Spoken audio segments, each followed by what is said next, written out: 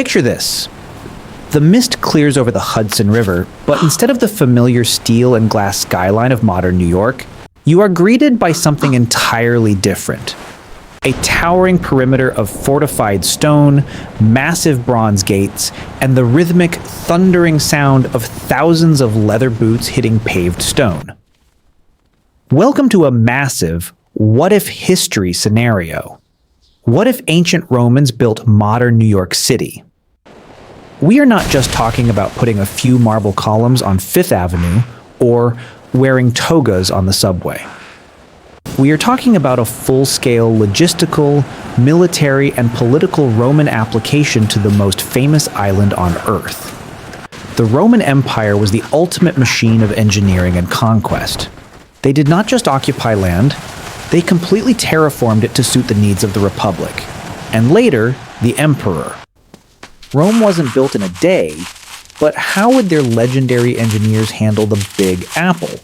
Grab your helmets because we are about to march straight into the ultimate alternate history timeline. If there is one thing you must understand about the Roman Empire, it is that their civilization was built on the backbone of the military. Every major Roman city started with a highly organized military blueprint known as a castrum. The castrum was a fortified military camp designed strictly around a grid system. Modern Manhattan is already famous for its grid plan, laid out in 1811.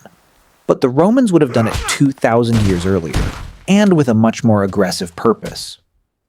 In our alternate timeline, the entire island of Manhattan is divided by two massive, sweeping main avenues. The Cardo Maximus running perfectly north to south, acting as the ultimate Broadway, and the Decumanus Maximus running east to west across what we know as 42nd Street. This grid was not meant for tourists to find their way around. It was a highly calculated military strategy. If a riot broke out among the plebeians, the working-class citizens, or if an enemy breached the walls, the Roman legions could deploy thousands of heavily armored troops from their barracks to any corner of the city in a matter of minutes. The straight lines meant no ambushes, no blind corners, and absolute control. New York traffic is legendary today, but in Roman New York, the middle lane was strictly reserved for military chariots and supply wagons. If your merchant cart was blocking the marching path of the 3rd Legion, let's just say you would be paying a very heavy toll to the centurion in charge. You might be thinking, without steel, how could the Romans build a city as dense as New York? The answer lies in their greatest secret weapon, something that history lost for over 1,000 years: Roman concrete, or Opus Caementicium. This ancient formula, mixing volcanic ash with lime and seawater, grew stronger over time. The Romans didn't need modern steel beams to build high. In this alternate history, the Manhattan skyline is a dense, towering mountain range of concrete and brick. The majority of the population lives in Insulae, massive, ancient apartment blocks. In our timeline, Roman insulae were notorious for being cramped and occasionally collapsing. But given the solid bedrock of Manhattan, these structures would easily reach 6 or 7 stories high, packed tightly across the island's grid. The higher up you lived in an insula, the less wealthy you were.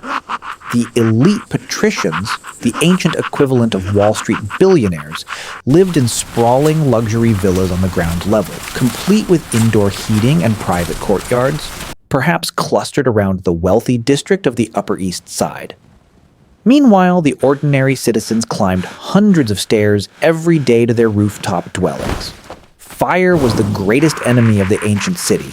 To combat this, the Roman equivalent of the New York Fire Department, the Vigils, would be patrolling the grid day and night.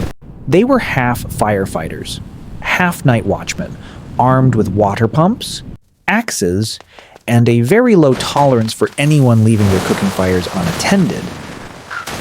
A city of millions cannot survive without water, and no civilization in human history was as obsessed with water management as the Romans. Modern New York gets its water from massive underground tunnels stretching to the Catskill Mountains. Roman New York would do the exact same thing, but they would do it above ground, with absolute architectural dominance.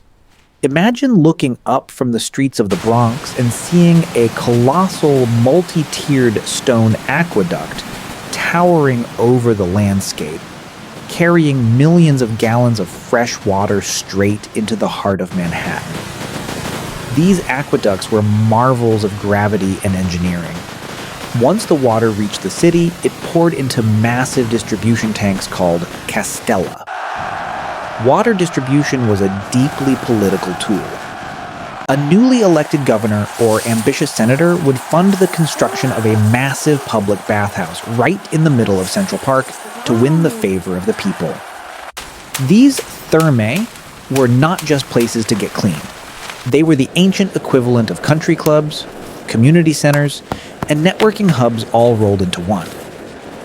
Politicians would wander the heated floors of the bathhouses, making deals, spreading rumors, and securing votes. If you wanted to succeed in Roman New York, you didn't schedule a meeting in a boardroom. You scheduled it in the steam room. Speaking of politics, let's talk about the economy. In modern times, Wall Street is the financial center of the world. In Roman New York, the center of all public life, commerce, and political backstabbing would be the Forum. Situated exactly where the financial district is today, the Forum would be a massive open-air plaza surrounded by towering temples, courts of law, and administrative buildings. Instead of digital stock tickers, you would have hundreds of merchants, tax collectors, and senators shouting over each other, trading grain shipments, olive oil, and raw materials from across the empire. The political atmosphere here would be fiercely competitive. Roman politics was a blood sport, sometimes literally. Politicians known as patricians would walk through the Forum surrounded by a massive entourage of clients and bodyguards to show off their power. The more people following you, the more important you were. Imagine modern political campaigns, but instead of TV ads, politicians would hire groups of citizens to cheer for them loudly in the streets and boo their rivals. The debates in the Senate House would be legendary, filled with dramatic speeches, shifting alliances, and senators trying to outmaneuver each other to control the vast wealth flowing through the city's ports. Keeping a population of 1 million people peaceful is no easy task. The Roman government operated on a very simple, highly effective philosophy known as panem et circenses, bread and circuses. If you keep the citizens fed and thoroughly entertained, they will not have the energy or the desire to overthrow the government. In this alternate history, Times Square is not a place for glowing billboards or Broadway musicals. It is the site of the Great Amphitheater, a massive stone Colosseum holding 50,000 screaming fans. The entertainment industry in Roman New York was a massive political machine. Wealthy senators would sponsor extravagant games to buy the loyalty of the masses. Instead of watching a football game on a Sunday, the citizens of Roman New York would gather to watch highly trained gladiators face off in tactical combat. These gladiators were the professional athletes and celebrities of their day. They had fan clubs, endorsements, and massive followings. The games were not just about combat, they were grand theatrical displays, sometimes recreating famous historical battles or featuring exotic animals brought in from across the seas. The atmosphere would be electric, deafening, and intensely patriotic. It was the ultimate distraction, ensuring that the working class went home tired, entertained, and completely loyal to the state. A city this wealthy and powerful would naturally attract enemies. The Roman military doctrine was simple. Offense is the best defense, and natural borders are your best friend. The rivers surrounding Manhattan would serve as the ultimate defensive moat. But what about the lands beyond? To the ancient Romans, anyone who was not a Roman citizen was considered a barbarian. In this scenario, let's look at New Jersey and Brooklyn. The Romans would likely view the dense forests across the Hudson River as the untamed frontier, much like they viewed Germania in our timeline. To secure the city, they would build heavy fortifications and bridgeheads. Legionary outposts would be stationed in what we now call Brooklyn and Queens, acting as an early warning system. Massive stone watchtowers would line the coast of Staten Island, scanning the horizon for any unauthorized ships. If a threat was detected, a complex system of signal fires would relay the message across the bay, allowing the legions in Manhattan to form their legendary shield walls, the Testudo formation, before the enemy even made landfall. The discipline of the Roman army was absolute. Every soldier knew their place, their duty, and the exact tactical maneuvers required to crush any opposition. To attack Roman New York would be a logistical nightmare for any invading force. If ancient Romans had built modern New York, the city that never sleeps would be the city that never yields. It would be a sprawling, hyper-organized fortress of concrete, politics, and unmatched military discipline.